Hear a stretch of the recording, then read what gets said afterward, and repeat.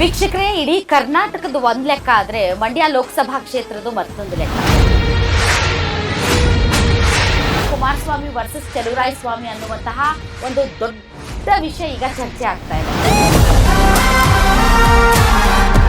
ಸ್ಥಳೀಯವಾದಂಥ ಒಬ್ಬ ರೈತರ ಮಗನ್ನ ಹಾಕೊಂಡು ನಾವು ಜನರ ಮುಂದೆ ಹೋಗಬೇಕು ಅಂತ ಎಲ್ಲರೂ ತೀರ್ಮಾನ ಮಾಡೋದು, ಶಾಸಕರು ನಾವೆಲ್ಲ.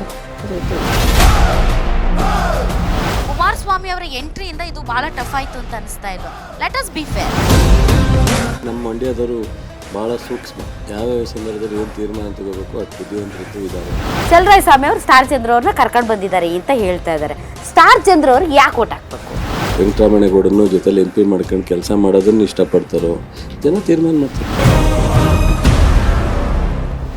ವೀಕ್ಷಕರೇ, ಇಡೀ ಕರ್ನಾಟಕದ ಒಂದ್ ಲೆಕ್ಕ ಆದ್ರೆ ಮಂಡ್ಯ ಲೋಕಸಭಾ ಕ್ಷೇತ್ರದ ಮತ್ತೊಂದು ಲೆಕ್ಕ. ನೀವು ಇಡೀ ಕರ್ನಾಟಕದಲ್ಲಿ ಯಾವುದೇ ರೀತಿಯಾದಂಥ ಮ್ಯಾಥಮೆಟಿಕ್ಸ್ ಅರ್ಥಮೆಟಿಕ್ಸ್ ಮಾಡಿದ್ರು ಕೂಡ ಮಂಡ್ಯದಲ್ಲಿ ಅವೆಲ್ಲ ಕೂಡ ತಲೆಕಾಲಿಗಾಗುವಂತಹ ಹಲವಾರು ಸಂದರ್ಭಗಳನ್ನು ನಾವು ನೋಡಿದ್ದೀವಿ. ಆದರೆ ಮಂಡ್ಯ ಲೋಕಸಭಾ ಕ್ಷೇತ್ರದಲ್ಲಿ it's between Kumaraswamy versus Chaluvarayaswamy ಅನ್ನುವಂತಹ ಒಂದು ದೊಡ್ಡ ವಿಷಯ ಈಗ ಚರ್ಚೆ ಆಗ್ತಾ ಇದೆ. ಚಲುವರಾಯಸ್ವಾಮಿ ಅವರು ಶತಾಯ ಗತಾಯ ಸ್ಟಾರ್ ಚಂದ್ರು ಅವರನ್ನ ಗೆಲ್ಲಿಸಿಕೊಳ್ಳೇಬೇಕು ಅಂತ ಇಡೀ ಕ್ಷೇತ್ರದಾದ್ಯಂತ ರೌಂಡ್ ಹೊಡಿತಾ ಇದ್ದಾರೆ. ಇವತ್ತು ಕೃಷಿ ಸಚಿವರಾದಂಥ ಚಲುವರಾಯಸ್ವಾಮಿ ಅವರು ನಮ್ಮೊಂದಿಗಿದ್ದಾರೆ. ಹಾಗೆ ನೋಡಿದ್ರೆ ಈ ಮಂಡ್ಯ ಲೋಕಸಭಾ ಕ್ಷೇತ್ರದಲ್ಲಿ ಚಲುವರಾಯಸ್ವಾಮಿ ಅವರು ಯಾರ್ಯಾರಿಗೆ ಬೆಂಬಲ ಕೊಟ್ಟಿದ್ದಾರೆ, ಯಾರ್ಯಾರಿಗೆ ಸಹಕಾರ ಕೊಟ್ಟಿದ್ದಾರೆ, ಯಾರ್ಯಾರಿಗೆ ಅವರು ಸಹಾಯ ಮಾಡಿದ್ದಾರೆ, ಅವರೆಲ್ಲರೂ ಕೂಡ ಎಲೆಕ್ಷನ್ಗಳಲ್ಲಿ ಗೆಲುವನ್ನ ಸಾಧಿಸಿಕೊಂಡೇ ಬಂದಿದ್ದಾರೆ. ಅದು ಪ್ರತ್ಯಕ್ಷ ಆಗಿರ್ಬೋದು, ಪರೋಕ್ಷ ಆಗಿರ್ಬೋದು. ಕಳೆದ ಲೋಕಸಭಾ ಚುನಾವಣೆಯಲ್ಲಿ ಪರೋಕ್ಷವಾಗಿ ಸುಮಲತಾ ಅವರಿಗೆ ಹೆಲ್ಪ್ ಮಾಡಿದ್ರು ಅನ್ನುವಂತಹ ವಿಚಾರ ಈಗ ಕುಮಾರಸ್ವಾಮಿ ಅವರು ಮತ್ತು ಚಲುವರಾಯಸ್ವಾಮಿ ಅವರ ನಡುವೆ ಒಂದು ದೊಡ್ಡ, ಅಂದರೆ ಹಿಂದಿನಿಂದಲೂ ಇತ್ತು, ಈಗ ಅದೊಂದು ದೊಡ್ಡ ಬಿರುಕಾಗಿದೆ ಅಂತ ಹೇಳ್ಬೋದು. ಏನೇ ಆಗಲಿ, ಕೃಷಿ ಸಚಿವರಾದಂಥ ಚಲುವರಾಯಸ್ವಾಮಿ ಅವರು ನಮ್ಮೊಂದಿಗಿದ್ದಾರೆ. ಬನ್ನಿ ಅವ್ರನ್ನ ಮಾತಾಡ್ಸೋಣ. ಸರ್, ನಾನು ಇಡೀ ಕ್ಷೇತ್ರ ದರ್ಶನ ಮಾಡ್ತಾ ಇದ್ದೀನಿ ಸರ್. ಲೋಕಸಭೆ ಮಂಡ್ಯ ಹೇಗಿದೆ ಅಂತ. ಸೊ ಇನ್ನೂ ಭಾಳಷ್ಟು ಕಾನ್ಸ್ಟಿಟ್ಯೂನ್ಸಿಯನ್ನು ಕವರ್ ಮಾಡೋದಿದೆ. ಬಟ್ ನೀವು ಮಾತ್ರ ಕಾಲಿಗೆ ಗಾಲಿ ಕಟ್ಕೊಂಡು ಓಡಾಡ್ತಾ ಇದ್ದೀರಿ ಸರ್. ತುಂಬ ಪ್ರತಿಷ್ಠೆನಾ ಸರ್ ಇದು ನಿಮಗೆ ಮಂಡ್ಯ ಲೋಕಸಭೆ? ಚುನಾವಣೆ ಪಕ್ಷ ಜವಾಬ್ದಾರಿ ಕೊಟ್ಟಿದೆ. ಜಿಲ್ಲೆಯ ಲೋಕಸಭಾ ಕ್ಷೇತ್ರದ ನಮ್ಮ ಜನರು, ಮತದಾರರು, ಕಾರ್ಯಕರ್ತರು, ಮುಖಂಡರು, ಶಾಸಕರು ಸೊ ಗಟ್ಟಿಯಾಗಿ ನನ್ನ ಜೊತೆ ನಿಂತಿರೋದಾಗ ನನ್ನ ಜವಾಬ್ದಾರಿ ನಿರ್ವಹಿಸ್ಬೇಕಲ್ಲ. ಅಲ್ಲ ಸರ್, ಇನ್ನು ಕಾಂಗ್ರೆಸ್ ಎಲೆಕ್ಷನ್ಗೆ ಟಿಕೆಟ್ ಘೋಷಣೆ ಮಾಡೋದಕ್ಕಿಂತ ಮುಂಚೆನೆ ನೀವೇ ಘೋಷಣೆ ಮಾಡಿ ಪ್ರಚಾರನೂ ಶುರು ಮಾಡಿಬಿಟ್ರಿ. It's your own candidate. ಇಲ್ಲ, ಪಕ್ಷ ಅನುಮತಿ ತಗೊಂಡೇ ಮಾಡಿದ್ದೀವಿ. ಅದಕ್ಕಿಂತ ಮುಂಚಿತವಾಗಿ ನಮ್ಮಲ್ಲೆಲ್ಲ ಒಗ್ಗಟ್ಟಿದ್ದೀವಿ. ಇಡೀ ಲೋಕಸಭಾ 8 ಕ್ಷೇತ್ರದಲ್ಲಿ ಶಾಸಕರು, ಮಾಜಿ ಶಾಸಕರುಗಳು, MLCಗಳು ಮತ್ತು ಎಲ್ಲ ಪಕ್ಷದ ಪದಾಧಿಕಾರಿಗಳು ಯುನೈಟ್ ಆಗಿದ್ದೀವಿ. ಹಾಗಾಗಿ ನಮ್ಮ ಎಲ್ಲ ಒಂದೇ ಸಿಂಗಲ್ ನೇಮನ್ನು ನಾವು ಪ್ರಪೋಸ್ ಮಾಡ್ತೀವಿ ಅಂದಾಗ ಸಿದ್ದರಾಮಯ್ಯನವರು, DK ಅವರು, ಖರ್ಗೆ ಅವರು, ರಾಹುಲ್ ಗಾಂಧಿಯವರು ಅದನ್ನು ಕ್ಲಿಯರ್ ಮಾಡ್ತೀವಿ ಅಂತೇಳಿ ಸೊ ನಮಗೆ ಕಾನ್ಫಿಡೆಂಟಾಗಿ ನಾವು ಸ್ವಲ್ಪ early start. Okay sir, Kumaraswamy ಅವರ ಎಂಟ್ರಿ ಅಥವಾ ಕುಮಾರಸ್ವಾಮಿ ಅವರು ಮಂಡ್ಯ ಲೋಕಸಭಾ ಕ್ಷೇತ್ರದಿಂದ ಸ್ಪರ್ಧೆ ಮಾಡ್ತಾ ಇರೋದು ತಮಗೆ ಆಶ್ಚರ್ಯ ತಂದಿದೆಯಾ ಅಥವಾ ಇದು ನಿರೀಕ್ಷಿತನಾ ತಮಗೆ? ಅದು ಆ ಥರ ಏನು ನಮ್ಗೆ ಆಶ್ಚರ್ಯನೂ ತಂದಿಲ್ಲ, ನಿರೀಕ್ಷಿತನೂ ಮಾಡಿರಲಿಲ್ಲ. ಬಟ್ ನಾವು ಕುಮಾರಸ್ವಾಮಿ ಕ್ಯಾಂಡಿಡೇಟ್ ಅಂತ ನೋಡ್ತಾ ಇಲ್ಲ. ನಾವು ನಮ್ಮ ಜಿಲ್ಲೆ, ನಮ್ಮ ಕಾಂಗ್ರೆಸ್ ಪಕ್ಷದ ಅಭ್ಯರ್ಥಿನ ಗೆಲ್ಲಿಸ್ಲಿಕ್ಕೆ ಏನು ಬೇಕೋ ಆ ಕಾರ್ಯಚಟುವಟಿಕೆಯನ್ನು ಮಾಡ್ತಿದ್ವಿ. ಈಗ ಏನು ಅವರು ಈ ಜಿಲ್ಲೆಗೆ ಬಂದಿರೋದು ಹೊಸ್ತೇನಲ್ವಲ್ಲ. ಈಗ ಅವ್ರ ನಮ್ಮ ಹೆಸರಲ್ಲಿ ಗೆಲ್ಲಿಸ್ಕೊಡಿ ಅಂತೇಳಿ 2018ರಲ್ಲಿ ಈ ಲೋಕಸಭಾ ಕ್ಷೇತ್ರದಲ್ಲಿ 8 ಜನ ಶಾಸಕರು ಗೆದ್ದರು, 3 ಜನ ಮಂತ್ರಿನೂ ಮಾಡಿದರು, 3 ಜನ MLCನೂ ಇದ್ದರು. ಬಹುಶಃ ಅವ್ರು ಏನೇನು ಆಶ್ವಾಸನೆ ಕೊಟ್ಟಿದ್ರು ಒಂದೂ ನೆರವೇರಿಸಲಿಲ್ಲ. ಸೊ ನಮ್ಮ ಕಾಂಗ್ರೆಸ್ ಪಕ್ಷನೇ ಅವ್ರಿಗೆ ಮುಖ್ಯಮಂತ್ರಿ ಮಾಡಿದ್ದು, ಅದನ್ನೇ ಬೈಕೊಂಡು ಹೋದರು. ಇವಾಗಲೂ ಬೈತಾರೆ. ಅವರು ಬಹುಶಃ ಯಡಿಯೂರಪ್ಪನ ಹೊಗಳಿದ್ರಾ? ಯಡಿಯೂರಪ್ಪ 20 ತಿಂಗಳು ಮುಖ್ಯಮಂತ್ರಿ ಮಾಡಿದಾಗ ಯಡಿಯೂರಪ್ಪನೂ ಬೈದಿದ್ರು. ಸೊ ಹಿಂದೆ ದೇಶದಲ್ಲಿ ಪ್ರಧಾನಿ ಮಾಡಿದಾಗ ಒಪ್ಪಿದ್ರ? ಅದನ್ನು ಒಪ್ಪಿರಲಿಲ್ಲ. ಈಗ 37 ಸೀಟ್ ತಗೊಂಡು 80 ಸೀಟ್ನವರು ಅವ್ರಿಗೆ ಹೋಗಿ ಮುಖ್ಯಮಂತ್ರಿ ಮಾಡಿದಾಗ ಅದನ್ನು ಒಪ್ಪಿಲ್ಲ. ಅವ್ರು ಬಹುಶಃ ಯಾರು ಅವ್ರಿಗೆ ಸಹಕಾರವನ್ನು ಕೊಟ್ಟರು ಅವ್ರು ಯಾವತ್ತೂ ಅವರನ್ನು ಧನ್ಯವಾದಗಳನ್ನ ಹೇಳಿದ್ದ ಅಭ್ಯಾಸ ಇಲ್ಲ. ಹಾಗಾಗಿ ಅದ್ರ ಬಗ್ಗೆ ನಾವು ಏನು ಸರ್, ನಿಮ್ಮಿಬ್ಬರದು ಮುಗಿಯೋದ ಕಥೆನಾ ಸರ್? ಅದು ನೆವರ್ ಎಂಡಿಂಗ್ ಎಪಿಸೋಡಾ ಸರ್ ಅದು? ಅದೇನು ಸರ್, ಅದಕ್ಕೆ ಏನು ಹೆಸರು ಕೊಡ್ತೀರಿ ಸರ್? ಇದೇನು ಒಂಥರ ಇದು ಸೇಡಾ ಸರ್? ಇದು ಸ್ನೇಹಿತರು ನಮ್ಗೆ ಅವರು. ಅವ್ರ ಬಗ್ಗೆ ತುಂಬ ಪ್ರೀತಿನೂ ಇದೆ, ವಿಶ್ವಾಸನೂ ಇದೆ, ಸ್ನೇಹನೂ ಇದೆ. ರಾಜಕಾರಣ ಮಾತ್ರ ನಾವು ಹೊರಗಡೆ ಬಂದಿದ್ದೀವಿ. ನಾನು ಕಾಂಗ್ರೆಸ್ಸಲ್ಲಿ ಇದ್ದಾನೆ, ಅವ್ರದ್ದೊಂದು ಪಕ್ಷದ ಜವಾಬ್ದಾರಿ ಇದೆ, ಅವ್ರಿಗೆ ಅದು ನಿರ್ವಹಿಸ್ತಾರೆ. ಈಗ ಸೊ ಕೋಲಾರ ನಂದು ಅಂತಾರೆ, ಚಿಕ್ಕಬಳ್ಳಾಪುರ ನಂದು ಅಂತಾರೆ, ರಾಮನಗರ ನಂದು ಅಂತಾರೆ. ಈಗ ಚನ್ನಪಟ್ಟಣ ಅವ್ರದ್ದಾಗಿದೆ. ಕನಕಪುರದ ಸಾತ್ನೂರಿಂದ ಬಂದರು. ಮೊದಲು ಕನಕಪುರ ಕ್ಷೇತ್ರ ಲೋಕಸಭಾ ಎದುರಿಸಿದ್ರು, ಈಗ ರೂರಲ್ ಎದುರಿಸಿದ್ದಾರೆ. ಮೊದಲು ತುಮಕೂರು ಎದುರಿಸಿದ್ದಾರೆ, ಈಗ ಈ ಕಡೆ ಪ್ರವಾಸ ಮಾಡಿದ್ದಾರೆ. ಅದರಿಂದ ನಾವು ಅದ್ರ ಬಗ್ಗೆ ಯಾರು ಎದುರುಗಡೆ ಕ್ಯಾಂಡಿಡೇಟ್ ಬರ್ತಾರೆ ಅನ್ನೋದ್ರ ಬಗ್ಗೆ ನಾವು ಆಲೋಚನೆ ಮಾಡಿ ಕ್ಯಾಂಡಿಡೇಟ್ ಮಾಡಲಿಲ್ಲ. ನೀವು ಹೇಳ್ದಾಗೆ ನಾವು 1-1.5 ತಿಂಗಳು ಅರ್ಲಿನೇ ನಾವು ಕ್ಯಾಂಡಿಡೇಟನ್ನು ತೀರ್ಮಾನ ಮಾಡಿ ಜನರ ಹತ್ರ ಹೋದೋ. ನಾವು ಅವತ್ತು ಆ ಥರ ಕುಮಾರಸ್ವಾಮಿಯವ್ರನ್ನ ನಿರೀಕ್ಷೆ ಮಾಡಿ ಕುಮಾರಸ್ವಾಮಿಯವ್ರಿಗೆ ಬರ್ತಾವ್ರೆ ತಡಿ ಅವ್ರಿಗೆ ಈಕ್ವಲ್ ಆದ ಕ್ಯಾಂಡಿಡೇಟ್ ನೋಡೋಕ್ಕೆ ಹೋಗಲಿಲ್ಲ. ನಮ್ಮಲ್ಲಿ ನಮ್ಮ ಲೋಕಲ್ ಕ್ಯಾಂಡಿಡೇಟ್ ಬೇಕು, ಸ್ಥಳೀಯವಾದಂಥ ಒಬ್ಬ ರೈತರ ಮಗನ್ನ ಹಾಕ್ಕೊಂಡು ನಾವು ಜನರ ಮುಂದೆ ಹೋಗಬೇಕು ಅಂತ ಎಲ್ಲರೂ ತೀರ್ಮಾನ ಮಾಡೋದು, ಶಾಸಕರು ನಾವೆಲ್ಲ ಅದರಂತೆ ಹೋಗಿ. ಅಂದ್ರೆ ಇದು ನೆಲದ ಮಗ ವರ್ಸಸ್ ಮಣ್ಣಿನ ಮಗ, ಹೌದಲ್ಲ ಸರ್? ಸೊ ಈಗ ಕುಮಾರಸ್ವಾಮಿ ಅವರು ಬಂದಿದ್ರಿಂದ ಈಗ ನೋಡಿ, ಬೆಂಗಳೂರು ಗ್ರಾಮಾಂತರದಲ್ಲಿ ಮಂಜುನಾಥ್ ಸರು, ಇಲ್ಲಿ ಕುಮಾರಸ್ವಾಮಿ ಅವರು, ಒಂಥರ ಮಂಡ್ಯ ರಣಕಣದ ಇದು ಚಿತ್ರಣನೇ ಬದಲಾಗಿದೆ ಅಂತ ಅನ್ಸಲ್ವ ಸರ್? ಒಂಥರ ಕೇಕ್ ವಾಕ್ ಥರ ಇತ್ತು ನಿಮಗೆ ಅರ್ಲಿ ನೀವು ಕ್ಯಾಂಡಿಡೇಟ್ನ ಘೋಷಣೆ ಮಾಡಿದಾಗ. ಕುಮಾರಸ್ವಾಮಿ ಅವರ ಎಂಟ್ರಿಯಿಂದ ಇದು ಭಾಳ ಟಫ್ ಆಯಿತು ಅಂತ ಅನಿಸ್ತಾ ಇಲ್ವಾ? Let us be fair. So ಈಗ ಸುಮಲತಾ ನಿಂತ್ಕೊಂಡಾಗ ಸುಮಲತಾ ಗೆಲ್ತೀರಾ ಅಂತಲೇ ಯಾರು ಹೇಳ್ತಾ ಇರಲಿಲ್ಲ. ನಿಖಿಲ್ ಕುಮಾರಸ್ವಾಮಿ ಏನು 10 ಜನ ಶಾಸಕರವ್ರೆ, 3 ಜನ ಮಂತ್ರಿಯವರೇ, ತಂದೆ ಮುಖ್ಯಮಂತ್ರಿ, ತಾತ ಪ್ರೈಮ್ ಮಿನಿಸ್ಟರ್ ಅಂತ. ರಿಸಲ್ಟು ಜನ ತಾನೇ ತೀರ್ಮಾನ ಮಾಡೋದು, ನಾವಲ್ವಲ್ಲ. ಅಲ್ಲ, ನೀವೇ ಮಾಡಿದ್ದು ಲಾಸ್ಟ್ ಟೈಮಲ್ಲಿ. ಅಲ್ಲ, ನಾವೇ ಅಂದರೆ ಜನ ತೀರ್ಮಾನ ಮಾಡ್ಬೇಕಲ್ಲ. ಅದರಿಂದ ಯಾರು ಎಷ್ಟು ಪ್ರಭಾವ ಅನ್ನೋದನ್ನು ಮುಖ್ಯ ಆಗಲ್ಲ. ಸೊ ಜನ ಸೂಕ್ತವಾದ ಸಂದರ್ಭದಲ್ಲಿ ನಮ್ಮ ಮಂಡ್ಯದವರು ಭಾಳ ಸೂಕ್ಷ್ಮ, ಯಾವ್ಯಾವ ಸಂದರ್ಭದಲ್ಲಿ ಏನು ತೀರ್ಮಾನ ತಗೋಬೇಕು ಅಷ್ಟು ಬುದ್ಧಿವಂತರಂತೂ ಇದ್ದಾರೆ. ಸೊ ತೀರ್ಮಾನ ತಗೋತಾರೆ ಸರ್. ಸೇಮ್ ಸಿನಾರಿಯೋ ಇವಾಗ ರಿವರ್ಸ್ ವೈಸ್ ವರ್ಸ್ ಆಗಿದೆ ಅಂತ ಅನ್ಸುತ್ತೆ ಸರ್.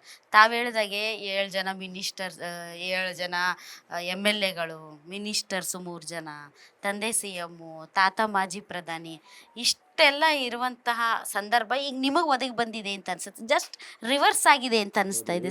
ನಮಗೂ ಅವ್ರಿಗೂ ವ್ಯತ್ಯಾಸ ಏನಂದರೆ, ಅವರು 10ಕ್ಕೆ 10 ಶಾಸಕರಿದ್ದರು, ನಾವು ಒಂದು ಕಡಿಮೆ ಇದ್ದೀವಿ. ಆದರೆ ಅವರು ಶಾಸಕರಾಗಿ ಮುಖ್ಯಮಂತ್ರಿಯಾಗಿ ಅವ್ರು ಕೊಟ್ಟ ಭರವಸೆನೂ ಈಡೇರಿಸಲಿಲ್ಲ ಮತ್ತು ಅಭಿವೃದ್ಧಿ ಕಡೆಯೂ ಹೆಚ್ಚು ಗಮನ ಕೊಡಲಿಲ್ಲ. ನಾವು ಕೊಟ್ಟ ಭರವಸೆಯನ್ನು ಒಂದೇ ತಿಂಗಳಲ್ಲಿ ಈಡೇರಿಸಿ ಈ 10 ತಿಂಗಳಲ್ಲಿ 36,000 ಕೋಟಿನ ಜನರಿಗೆ ಕೊಟ್ಟಿದ್ದೀವಿ. ಈ ಸರ್ಕಾರ ಮುಂದೆ 59,000 ಕೋಟಿ ಜನರಿಗೆ ಕೊಡುವಂಥ ನಿರ್ಧಾರ ಮಾಡಿ ಪ್ರತ್ಯೇಕವಾಗಿ ಇಟ್ಟಿದ್ದೀವಿ. ಸೊ ಶುಗರ್ ಫ್ಯಾಕ್ಟ್ರಿನ ಹೊಸ್ದಾಗಿ ಮಾಡ್ತೀವಿ ಅಂತ ಪ್ರಾರಂಭ ಮಾಡಿದ್ದೀವಿ. ಸೊ ಕೃಷಿ ವಿಶ್ವವಿದ್ಯಾನಿಲಯ ಮಾಡಲಿಕ್ಕೆ ಘೋಷಣೆ ಮಾಡಿ ಕಮಿಟಿ ರಚನೆ ಮಾಡಿದ್ದೀವಿ. ಸೊ KRSನ್ನು ಅಪ್ಗ್ರೇಡ್ ಮಾಡ್ತಾಯಿದ್ದೀವಿ, ನಾಲಾ ಆಧುನೀಕರಣ ಮಾಡ್ತಾಯಿದ್ದೀವಿ. ನಮಗೂ ಅವ್ರಿಗೂ ಡಿಫರೆನ್ಸ್ ಅಷ್ಟೇ. ನಾವು ಅಭಿವೃದ್ಧಿ ಮತ್ತು ಕಾರ್ಯಕ್ರಮಗಳ ಕಡೆ ಹೋಗ್ತಾ ಇದ್ದೀವಿ. ಸೊ ಅವರು ಗ್ಯಾರಂಟಿನ ನಿಲ್ಲಿಸಲೇಬೇಕು, ಗ್ಯಾರಂಟಿ ಕೊಡಬಾರ್ದು ಅನ್ನೋದು BJPಯವರ. ಅವ್ರದ್ದು ಒಂದು ಗ್ಯಾರಂಟಿ ಇದೆ ಸರ್, ಅವ್ರದ್ದು ಒಂದು ಮೋದಿ ಗ್ಯಾರಂಟಿ ಇದೆ, ನಿಮ್ದು ಒಂದು ಕಾಂಗ್ರೆಸ್ ಗ್ಯಾರಂಟಿ ಇದೆ, ನಮ್ದು ಒಂದಲ್ಲ, ಇಬ್ಬರದು ಗ್ಯಾರಂಟಿ ಇದೆ ಇಲ್ಲ ನಮ್ದು 5 ಗ್ಯಾರಂಟಿನೂ ಇಂಪ್ಲಿಮೆಂಟ್ ಮಾಡಿದ್ದೀವಿ. ಮೋದಿ ಗ್ಯಾರಂಟಿ ಎಲ್ಲಾಯ್ತು? 15 ಲಕ್ಷ ಅಕೌಂಟ್ಗೆ. ಮೋದಿಯವ್ರ ಗ್ಯಾರಂಟಿ 2 ಕೋಟಿ ಎಲ್ಲಿ ಅಪಾಯಿಂಟ್ಮೆಂಟ್ ಕೊಟ್ಟರು? ಮೋದಿ ಗ್ಯಾರಂಟಿ ಅಂತೇಳಿ ಪ್ರೈಮ್ ಮಿನಿಸ್ಟ್ರು ಅಡ್ವರ್ಟೈಸ್ಮೆಂಟ್ ಕೊಟ್ಟವ್ರೆ ನಿಮ್ಮ TVಗಳಿಗೆಲ್ಲ. ಪಾಪ ನೀವು ಅಡ್ವರ್ಟೈಸ್ಮೆಂಟ್ ತೊಗೊಂಡ್ಮೇಲೆ ಕೊಡಲೇಬೇಕು, ಕೊಡ್ತೀರಾ? ನೀವು ಈಗ ಹೊಸ್ದಾಗಿ ನೀವು ಈಗ ಹೊಸ್ದಾಗಿ ಸ್ಟಾರ್ಟ್ ಮಾಡಿದರೆ ಇನ್ನೂ ಗ್ಯಾರಂಟಿ ನಿಮ್ಗೆ ತಲುಪಿಲ್ಲ. ಬಟ್ ಆದರೆ ಮಾನ್ಯ ಪ್ರಧಾನಿಯವರು ಕೊಟ್ಟಂಥ ಗ್ಯಾರಂಟಿ ಅಷ್ಟೇ ಬಿಟ್ಟರೆ ಅದು ಇಂಪ್ಲಿಮೆಂಟ್ ಆಗಿಲ್ಲ. ನಾವು ಇಂಪ್ಲಿಮೆಂಟ್ ಮಾಡಿದ್ದೀವಿ, ಎಕ್ಸಿಕ್ಯೂಟ್ ಮಾಡಿದ್ದೀವಿ. ಇವತ್ತು BJPಯವರು ಪ್ರಾರಂಭದಿಂದನೂ ಇದನ್ನು ಗ್ಯಾರಂಟಿಯನ್ನು ಸ್ಥಗಿತ ಮಾಡಬೇಕು ಅಂತ ಪ್ರಯತ್ನ ಮಾಡಿದ್ದಾರೆ, ಅದಾಗಿಲ್ಲ. ಇವತ್ತು ಸುಪ್ರೀಂ ಕೋರ್ಟ್ ಮುಂದೆನೂ ಹೋಗಿದ್ದಾರೆ ಅವರು. ಇದರಿಂದ ದೇಶಕ್ಕೆ ನಷ್ಟ ಆಗುತ್ತೆ, ರಾಜ್ಯಕ್ಕೆ ನಷ್ಟ ಆಗುತ್ತೆ, ನಿಲ್ಲಿಸಬೇಕು ಅಂತ. ಅದು ಹೆಂಗೆ ಜನ ಓಟ್ ಕೊಡ್ತಾರ್ರಿ? ಪ್ರತಿ 7 ಕೋಟಿ ಜನರಿಗೆ ಎಲ್ಲೋ ಒಂದಷ್ಟು ಬೆಳೆಹೆಣಸೋ ಜನ ಬಿಟ್ಟರೆ, ಯಾವುದೇ ಗ್ರಾಮೀಣ ಪ್ರದೇಶದಲ್ಲಿ ಪ್ರತಿ ಮನೆಗೆ 5,000ವರೆಗೂ ಹೋಗುತ್ತೆ ಪ್ರತಿ ತಿಂಗಳು. ಇದು ಒಂದು ದಿವಸದಲ್ಲ, 12,60,000 ರೂಪಾಯಿ ಆಗುತ್ತೆ ವರ್ಷಕ್ಕೆ. ಸೊ 6 5 30 3 ಲಕ್ಷ ರೂಪಾಯಿ ವರ್ಷ 5 ವರ್ಷಕ್ಕೆ ಹೋಗುತ್ತೆ ಒಂದು ಕುಟುಂಬಕ್ಕೆ. ಸೊ ಈ ಎಲ್ಲ ಥರದ ಸೌಲಭ್ಯಗಳು. ಸೊ ಅವ್ರಿಗೆ ಹೆಂಗ್ರಿ ಬೇಡ ಅನ್ನೋರ್ಗೆ ಓಟ್ ಕೊಡೋಕ್ಕಾಗತ್ತೆ ರೀ? ಜನ ಕೊಡಲ್ಲ ರೀ. ಸರ್, ಈಗ ನೀವು ಕೃಷಿ ಅಂದರೆ ಒಬ್ಬ ಕೃಷಿ ಸಚಿವರಾಗಿ ತಾವು ಮಂಡ್ಯ ಜನರಿಗೆ ಏನೇನು ಮಾಡ್ಬೋದು ಅನ್ನೋದ್ರ ಬಗ್ಗೆ ತಮ್ಮ ಬ್ಲೂ ಪ್ರಿಂಟ್ ತಾವು ಹೇಳ್ತಾ ಇದ್ದೀರಾ. ಇನ್ನೊಂದು ಕಡೆ ಕುಮಾರಸ್ವಾಮಿ ಅವರು ಹೇಳ್ತಾ ಇದ್ದಾರೆ, ನಾನು ಮೋದಿ ಗೌರ್ಮೆಂಟಲ್ಲಿ ಕ್ಯಾಬಿನೆಟ್ ಮಿನಿಸ್ಟರ್ ಆಗ್ತೀನಿ, ನಾನು ಕೃಷಿ ಸಚಿವ ಆಗ್ಬೋದು, ನೀರಾವರಿ ಯೋಜನೆಗಳು ಅದು ಮೇಕೆದಾಟಿಂದ ಹಿಡಿದು ಭದ್ರಾ ಮೇಲ್ದಂಡೆಯಿಂದ ಹಿಡಿದು ಮಹದಾಯಿಯಿಂದ ಹಿಡಿದು ಎಲ್ಲ ನೀರಾವರಿ ಯೋಜನೆಗಳನ್ನು ನಾನು ಅಪ್ಗ್ರೇಡ್ ಮಾಡ್ತೀನಿ ಮತ್ತು ಜಾರಿಗೆ ತರ್ತೀನಿ, ರೈತರಿಗೆ ನೀರು ಹರಿಸ್ತೀನಿ, ಈಗಿನ ಸರ್ಕಾರ ನೀರು ಕೊಡ್ತಾ ಇಲ್ಲ, ಬೆಳೆಗಳೆಲ್ಲ ಒಣಗೋಗ್ತಾ ಇವೆ.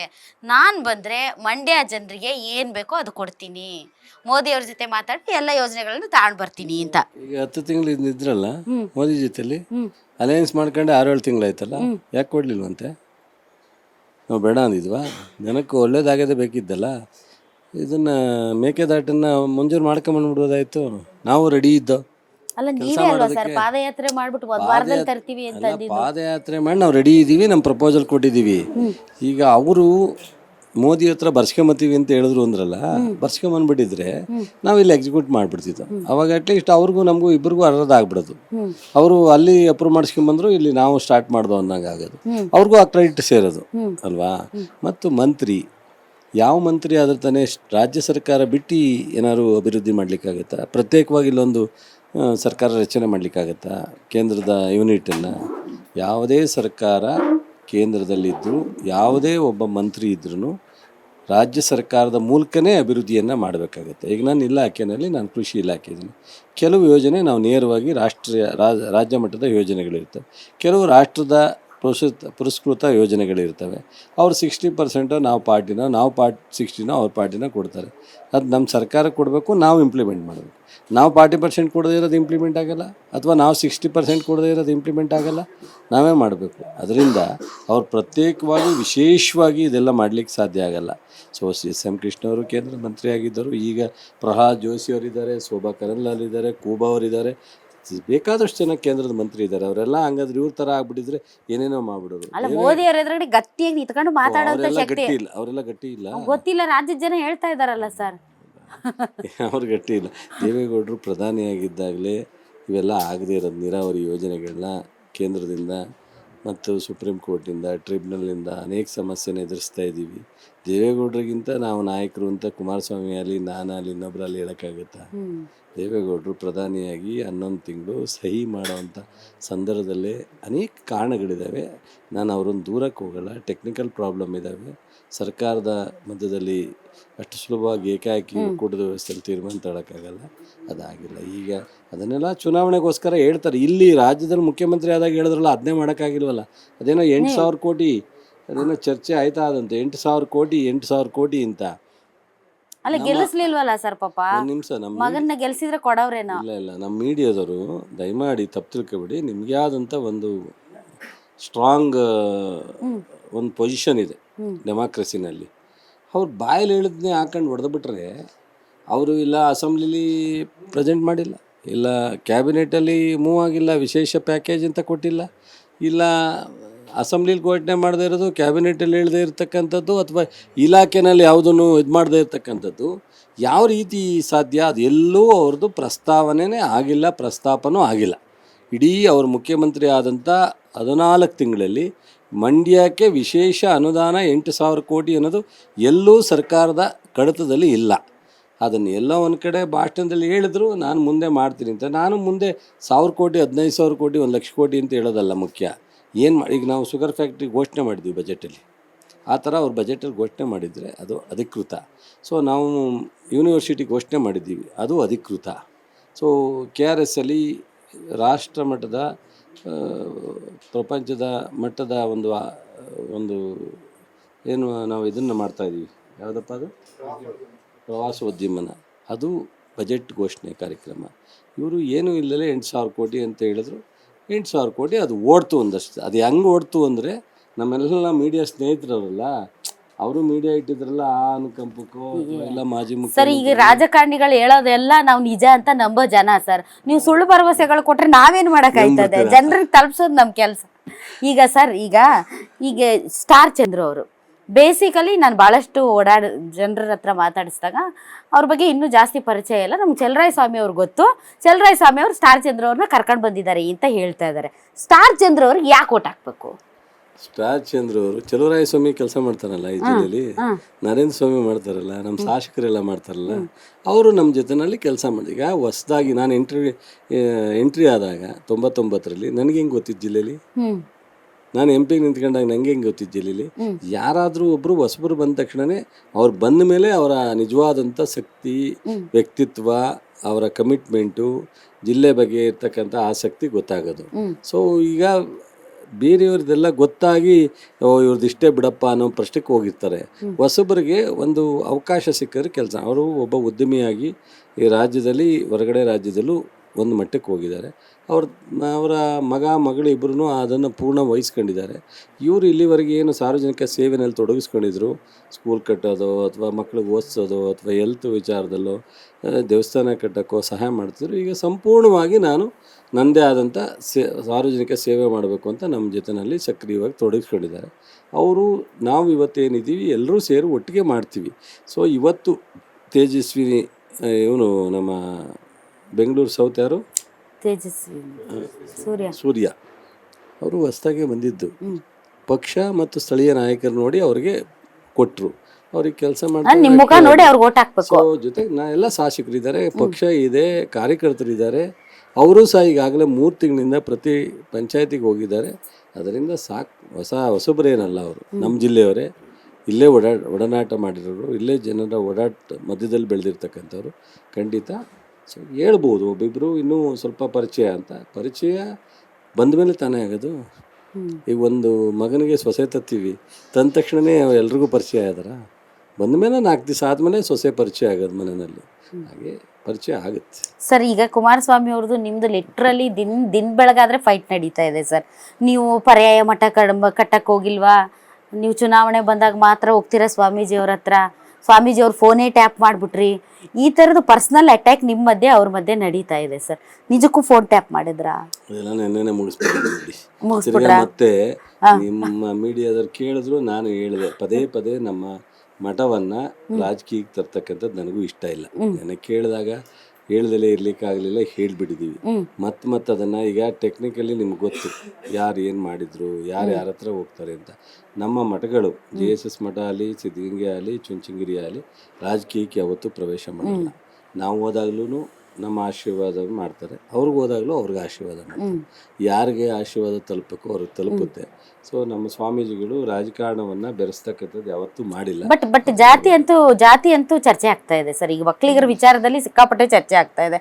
ನೀನ್ ನಾಯಕನ, ನಾನ್ ನಾಯಕನ, ಅವ್ರದೇನಾ, ಅವ್ರ ಮನೆ ಆಸ್ತಿನ ಅವರೇ ಗುತ್ತಿಗೆ ತಾಂಡಿದಾರ, ನಾವು ಇದೀವಿ ಲೀಡರ್ಸು ಅಂತ. ಸೊ ಒಕ್ಕಲಿಗರ ನಾಯಕ ಯಾರು ಅನ್ನೋದೇ ಈಗ ದೊಡ್ಡ ಚರ್ಚೆ. ಒಕ್ಕಲಿಗರು ಯಾರು ಒಬ್ಬರು ನಾಯಕರು ಹಾಕಾಗಲ್ಲ. ಇರಬಹುದು ಒಂದು ಸ್ವಲ್ಪ ಪರ್ಸೆಂಟೇಜು, ಒಬ್ರಿಗೆ ಜಾಸ್ತಿ ಇರ್ಬೋದು, ಒಬ್ರಿಗೆ ಕಡಿಮೆ ಇರ್ಬೋದು. ಇವತ್ತು ಒಂದೊಂದು ಕಾಲದಲ್ಲಿ ಒಂದೊಂದು ಕಾಲಘಟ್ಟದಲ್ಲಿ ಒಬ್ಬೊಬ್ರಿಗೆ ಒಂದೊಂದು ಅವಕಾಶಗಳು ಸಿಗುತ್ತೆ. ಎಲ್ಲ ಟೈಮ್ನಲ್ಲೂ ಒಬ್ಬರಿಗೆ ಸಿಕ್ಲಿಕ್ಕೆ ಸಾಧ್ಯ ಇಲ್ಲ. BJPನಲ್ಲೂ ಅಶ್ವಥ್ ನಾರಾಯಣ ಇದ್ದಾರೆ, ಕಾಂಗ್ರೆಸ್ಸಲ್ಲೂ DK ಶಿವಕುಮಾರು, ನಾನು, ನಮ್ಮ ಕೃಷ್ಣ ಬೈರೇಗೌಡ, M ಕೃಷ್ಣಪ್ಪ, ಭಾಳಷ್ಟು ಜನ ಇಲ್ಲಿದ್ದೀವಿ.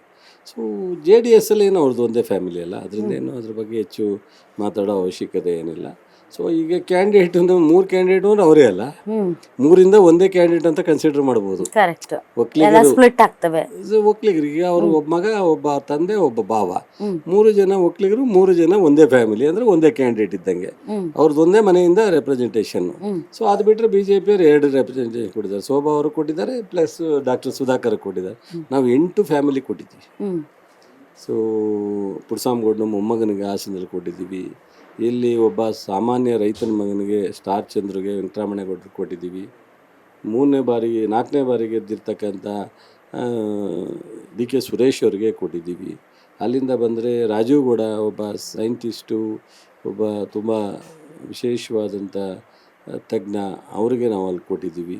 ಸೊ ಅಲ್ಲಿಂದ ಬಂದರೆ ಇವರು ಸೌಮ್ಯ ರೆಡ್ಡಿ ಕೊಟ್ಟಿದ್ದೀವಿ, ಮುದ್ದನ್ಮೇಗೌಡರು ಕೊಟ್ಟಿದ್ದೀವಿ, ಜಯಪ್ರಕಾಶ್ ಹೆಗಡೆ ಕೊಟ್ಟಿದ್ದೀವಿ. ಒಟ್ಟು 8 ಜನ ಲೋಕಸಭಾ ಸ್ಥಾನಕ್ಕೆ ಕಾಂಗ್ರೆಸ್ಸು ಒಕ್ಕಲಿಗರು ಕೊಟ್ಟಿದೆ. ಮೈಸೂರು ಲಕ್ಷ್ಮಣ ಕೊಟ್ಟಿದ್ದೀವಿ.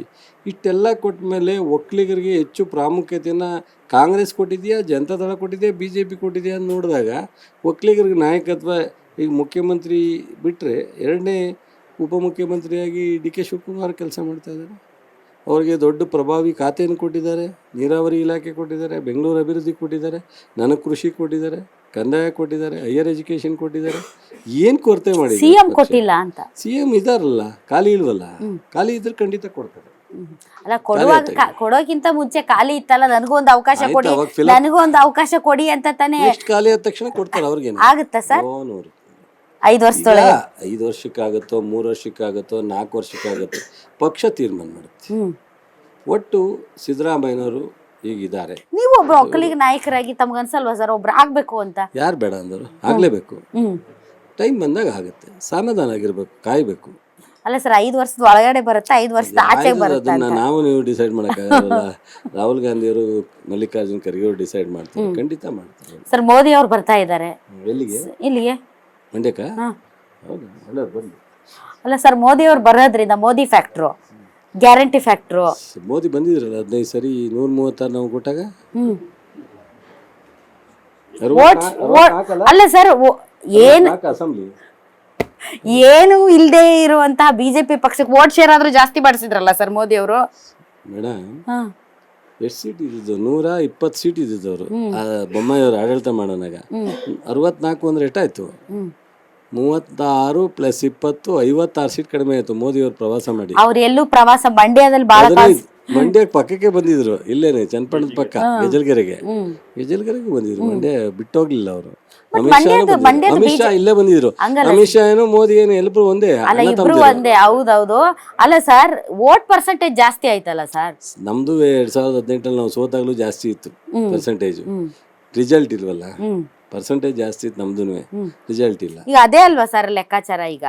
ಈಗ ಬಿಜೆಪಿ ಪ್ಲಸ್ JDS ಈಗ ಅದರಲ್ಲಿ ಆಡಳಿತ ಕೂರ್ಸಲ್ಲ.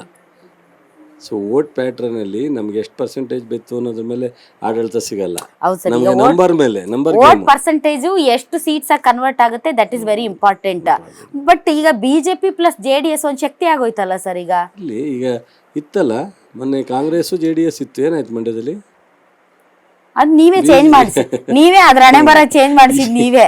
ಅದೇ ಯುದ್ಧ ಇನ್ನೂ ಮುಂದುವರಿತಾ ಇದೆ. ಈಗಲೂ ಮೊನ್ನೆ ಪುಟ್ಟಣ್ಣ ಕೇಸ್ ಏನಾಯ್ತು? JDS BJP ಭಾಳ ಪ್ರಭಾವ ಇದ್ದಿದ್ದಲ್ವ ಅರ್ಬನ್ನಲ್ಲಿ, ಮೈಸೂರು ಬೆಂಗಳೂರಿನಲ್ಲಿ ಏನಾಯ್ತು ಮೇಡಮ್ ಪುಟ್ಟಣ್ಣದ್ದು? ಅಲ್ಲ ಸರ್, ಅಂದ್ರೆ ಈಗ ಒಳಗೆ ಇದೆ ಅಂತೀರಾ? ಒಳಗಲ್ಲ, ನಮ್ಮಲ್ಲಿ ಈ ರೀತಿ ಅಲಯನ್ಸ್ ಅನ್ನ ಜನ ಒಪ್ಪಲ್ಲ ಅನ್ನೋದನ್ನ ಸಿಗ್ನಲ್ ಕೊಟ್ಟಿದ್ದಾರೆ ಅಷ್ಟೇ. ಅಲ್ಲ ಸರ್, ಈಗೆಲ್ಲ ಮಾತಾಡ್ತಾ ಇರೋದು ಆವಾಗಿದ್ದು ಅಪವಿತ್ರ ಮೈತ್ರಿ. ಈಗ ಪುಟ್ಟಣ್ಣ ಆದದ್ದು ನಿಜವಾದ ಮೈತ್ರಿನೇ. ಮೈತ್ರಿ ಆದ್ಮೇಲೆ ಪುಟ್ಟಣ್ಣಂಗೆ ವಿರುದ್ಧ 2 ಸೇರಿ ಒಂದು ಕ್ಯಾಂಡಿಡೇಟ್ ಕೊಟ್ಟಿದ್ದು. ಅದು ಬೇರೆ ಸರ್. ಈಗಿರೋದು ಕುಮಾರಸ್ವಾಮಿ ಅವರಲ್ಲ ಸರ್? ಅವಾಗಲೂ ಕುಮಾರಸ್ವಾಮಿ ನಾಯಕತ್ವದಲ್ಲೇ ಕೊಟ್ಟಿದ್ದು ಮೇಡಮ್. ಈ ಕುಮಾರಸ್ವಾಮಿ ಅವರೇ ಇರೋದು ಸರ್ ಈಗ. ಆಯ್ತು, ಈಗ ಕ್ಯಾಂಡಿಡೇಟ್ ಯಾರು ಅಂತ ಹಾಗಾದ್ರೆ ಈ ದೇಶದಲ್ಲಿ ದೇವೇಗೌಡರು ಸೋತಿಲ್ವಾ? ಇಂದಿರಾ ಗಾಂಧಿ ಅವ್ರು ಸೋತಿಲ್ವಾ? SM ಕೃಷ್ಣ ಅವ್ರು ಸೋತಿಲ್ವಾ? ಏನ್ರಿ ಮೇಡಮ್, ಮಂಡ್ಯ ಜನ ಇಲ್ಲ ಯಾರ್ದು ಅಂತ ಅಂದ್ಬಿಟ್ರೆ ನಾವು ಒಪ್ಕೋತೀನಿ. ಇದೇ ಕುಮಾರಸ್ವಾಮಿ ಅವರು ಚಿಕ್ಕಬಳ್ಳಾಪುರದಲ್ಲಿ ಸೋತಿಲ್ವಾ? ಸೋತಿದ್ದಾರೆ. ದಯಮಾಡಿ, ಎಲ್ಲರಿಗೂ ಸೋಲು ಗೆಲುವು ಸಿಕ್ಕಿದೆ, ಅದರಿಂದ ಜನ ತೀರ್ಮಾನ ಮಾಡ್ತಾರೆ ಅಂತಿಮ. ಅಂದ್ರೆ ಸರ್ ಅದು ಒಂದು ಜನ್ಮಭೂಮಿ, ಒಂದು ಕರ್ಮಭೂಮಿ. ಇದು ಎಲ್ಲದಕ್ಕಿಂತ ಮಿಗಿಲಾದ ಭೂಮಿ. ಯಾವುದು? ಚಿಕ್ಕಬಳ್ಳಾಪುರ ಏನಾಗಿತ್ತು ಮೊನ್ನೆ? ತುಮಕೂರು ಹೋದಾಗ ಅದ್ಯಾವ ಥರ ಕರ್ಮಭೂಮಿ? ಕೋಲಾರ ಏನಾದ್ರು ರಿಸರ್ವೇಷನ್ ಇಲ್ಲದ್ರೆ ಅಲ್ಲೂ ಇರೋದು ಕರ್ಮಭೂಮಿ. ಆಯ್ತು ಬಿಡಿ, ಪಾಪ ನಾನು ಅದ್ರ ಬಗ್ಗೆ ಹೆಚ್ಚು ಹೇಳಕ್ಕೆ ಹೋಗಲ್ಲ. ಚುನಾವಣೆ ಅವರು ಮಾಡ್ತಾ ಇದ್ದಾರೆ, ನಾವು ಮಾಡ್ತಾ ಇದ್ದೀವಿ. ನಮ್ಮ ಜಿಲ್ಲೆ, ನಮ್ಮ ಲೋಕಸಭಾ ಕ್ಷೇತ್ರದ ಜನ ಸೊ ಸ್ಥಳೀಯವಾದಂಥ ವ್ಯಕ್ತಿ ನೋಡ್ತಾರೋ, ಕೈಗೆ ಸಿಕ್ಕೋ ವ್ಯಕ್ತಿ ನೋಡ್ತಾರೋ, ದೊಡ್ಡ ನಾಯಕರು. ಸೊ ಅಪರೂಪಕ್ಕೆ 6 ತಿಂಗಳು ಒಂದ್ಸಲಿ ಬರ್ತಕ್ಕಂಥ ನಾಯಕರು ಬೇಕು. ಈ ಜಿಲ್ಲೆಯಲ್ಲಿ ಸರ್ಕಾರ ಇದೆ, 136 ಜನ ಗೆದ್ದು ಚಲುವರಾಯಸ್ವಾಮಿ, ನರೇಂದ್ರ ಸ್ವಾಮಿ, ಬಾಬಣ್ಣ, ಉದಯ್, ರವಿ, ದರ್ಶನ್, ರವಿಶಂಕರ ಎಲ್ಲ ಸೇರಿ ಸೊ ವೆಂಕಟರಮಣೇಗೌಡನ್ನು ಜೊತೆಲಿ MP ಮಾಡ್ಕೊಂಡು ಕೆಲಸ ಮಾಡೋದನ್ನು ಇಷ್ಟಪಡ್ತಾರೋ ಜನ ತೀರ್ಮಾನ ಮಾಡ್ತಾರೆ ಬಿಡಿ. ಸರ್ ಓವರ್ ಆಲ್ ನಿಮ್ಗೆ ಎಷ್ಟು ಸೀಟ್ಸ್ ಬರ್ಬೋದು ಅಂತ ಅನ್ಸುತ್ತೆ ಸರ್? ಕನಿಷ್ಠ 15-20 ಬರುತ್ತೆ. Okay, thank you sir. Guarantee news, ಸುದ್ದಿ ಖಚಿತ, ನ್ಯಾಯ ನಿಶ್ಚಿತ.